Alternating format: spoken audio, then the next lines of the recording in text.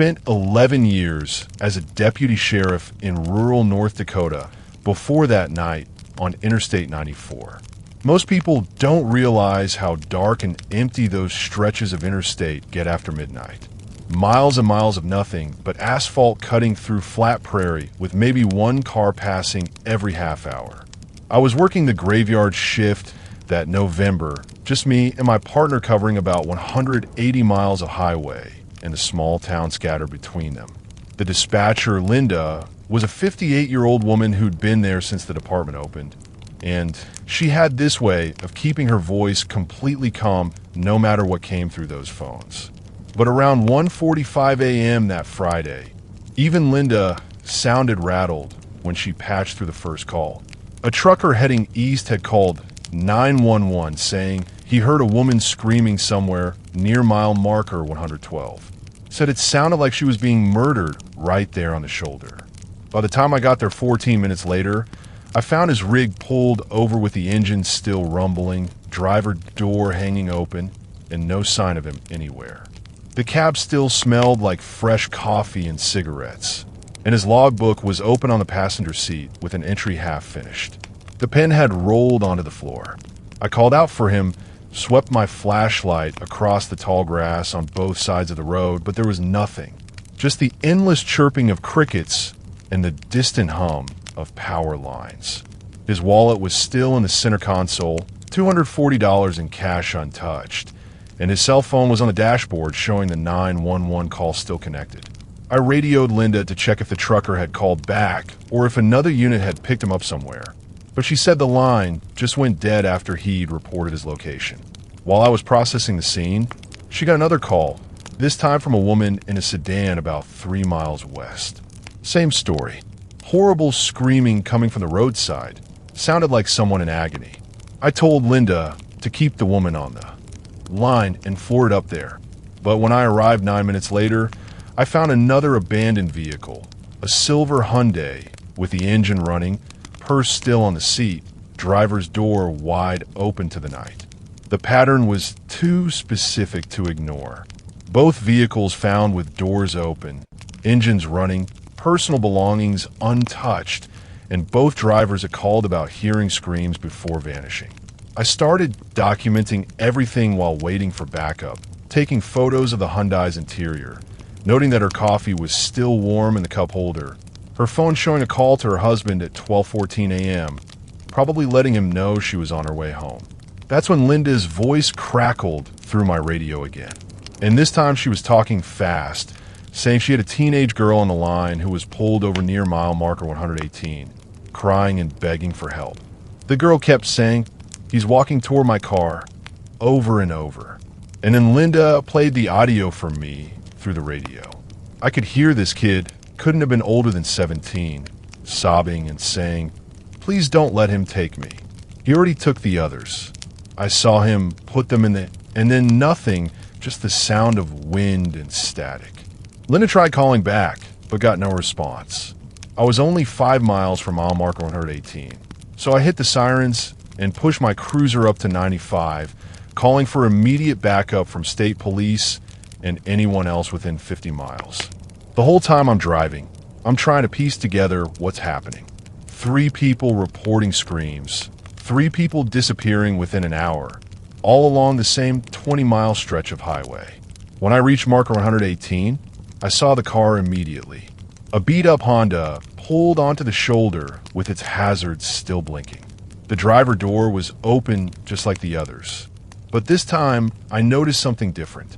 There were drag marks in the gravel leading away from the vehicle, like someone had been pulled across the ground. I followed them with my flashlight for about 25 feet before they just stopped right at the edge where the shoulder met the grass, as if whoever made them had been lifted up and carried from that point. My backup was still 18 minutes out when I made the decision to search the area on foot, keeping my radio open and updating Linda every few minutes. The grass along the highway was waist-high in most places, and as I pushed through it with my flashlight, I started noticing these weird indentations in the ground, like paths where something heavy had been dragged repeatedly over time. They all seemed to lead in the same direction, parallel to the highway, but about 60 yards from the road itself. That's when I heard it for the first time. A woman's voice, high-pitched and desperate, definitely screaming, but something was wrong about it. The sound was coming from multiple directions at once, echoing in a way that didn't make sense for the open landscape. It would start from my left, then suddenly seem to come from behind me, then from straight ahead, like someone was circling me in the darkness while screaming. But the really disturbing part was that the scream never changed. Same pitch, same duration, same desperation, like a recording being played over and over. I drew my weapon and kept moving toward where the drag paths converged. And that's when I saw the van, a white commercial vehicle with no plates, parked in shallow ravine that would be completely invisible from the highway. The back doors were open, and I could see what looked like electronic equipment inside. Speakers and amplifiers, and some kind of control panel with dozens of switches and red LED lights blinking in sequence. The screaming was definitely coming from those speakers, looping every 45 seconds or so. And I realized this sick bastard had been using recorded screams to lure people off the road. But where were the victims? I called it into Linda, gave her the van's description and location, and started checking the surrounding area. About 15 feet from the van, partially hidden under a tarp and branches, I found what looked like a storm cellar door built into the ground. The kind you'd see on old farmsteads, except this was in the middle of nowhere with no structures around for miles. The metal handle on the cellar door was worn smooth from use, and fresh dirt had been scattered around it like someone had opened it recently. I could hear muffled sounds coming from below, not screaming, but movement, maybe voices.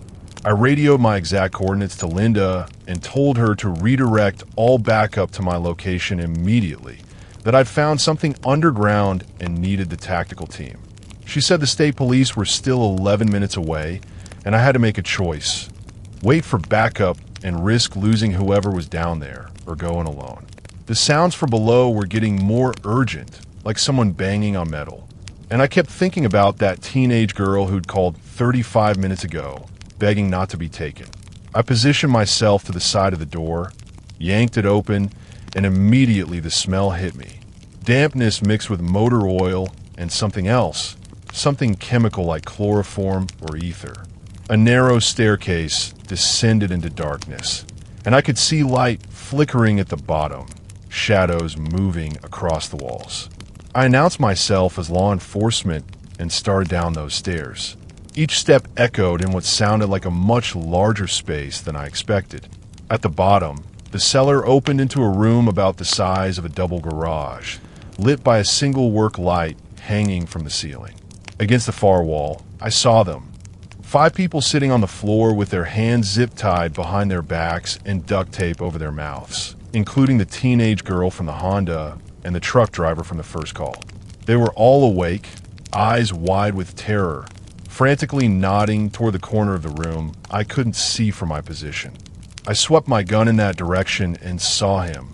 A man in his 40s, average height, wearing stained coveralls and holding a syringe in one hand.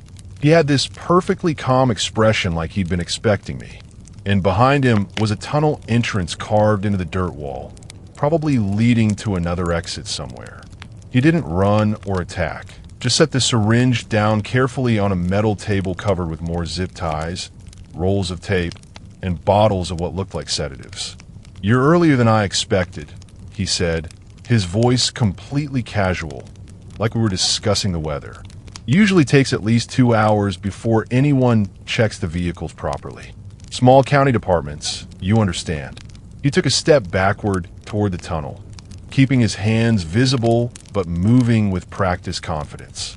And that's when I noticed the timer on the table, a digital display counting down from 3 minutes and 12 seconds.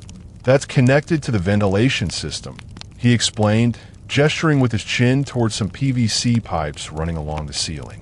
"When it hits 0, this room fills with carbon monoxide from a generator I've got running about 100 feet through that tunnel. You can try to get them all out, or you can come after me, but you definitely can't do both." The victims started making muffled, screaming sounds through their gags, thrashing against their restraints. I could see the pure panic in their eyes as they understood what he was saying. He backed into the tunnel entrance and added, "Oh, and cutting their zip ties takes about 30 seconds per person if you're careful not to slice their wrists.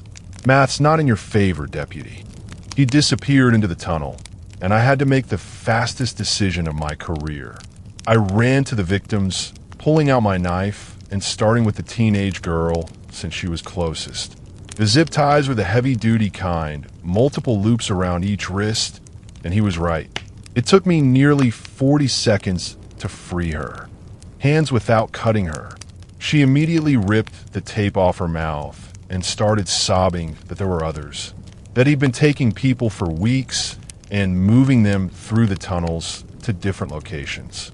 2 minutes left on the timer. I managed to cut the trucker free and handed him my knife, telling him to free the others while I tried to find the ventilation controls. The PVC pipes all led to a junction box near the stairs, but it was welded shut, no way to access it quickly. The girl was helping tear tape off the others' mouths, and one of them, a woman in business clothes, gasped out that she'd seen him reset the timer earlier. The code was pound 473, pound on the keypad next to the display. 45 seconds left. I punched in the code while the trucker was still cutting the last person free, and the timer stopped at 32 seconds. The red digits frozen, but still glowing in that dim light. The relief lasted maybe 2 seconds before we heard the rumbling from the tunnel. He was collapsing it from the other side, and dust started pouring into the room. We scrambled up those stairs so fast that the teenage girl tripped, and I had to carry her the rest of the way. Everyone coughing and choking on the dirt, filling the air. When we burst out into the night, my backup was just arriving. 3 state police cars and 2 ambulances screaming down from the highway. I pointed half of them toward where I estimated the tunnel would exit, probably another ravine or hidden spot. While the EMTs started checking the victims, the girl grabbed my arm and told me there was something else I needed to know. She'd heard him on a radio earlier talking to someone he called Dispatch, giving updates on the collections, which meant he wasn't working alone. Within 3 hours, we had 35 officers combing every inch of that highway corridor, and they found 2 more underground chambers, both empty but recently used with the same setup of restraints and sedatives. The tunnel system connected all 3 sites, roughly 2 miles of hand-dug passages that must have taken years to complete. We never caught him that night. He had ATVs stashed at 2 exit points, and by the time our helicopters arrived, he'd vanished into the wilderness.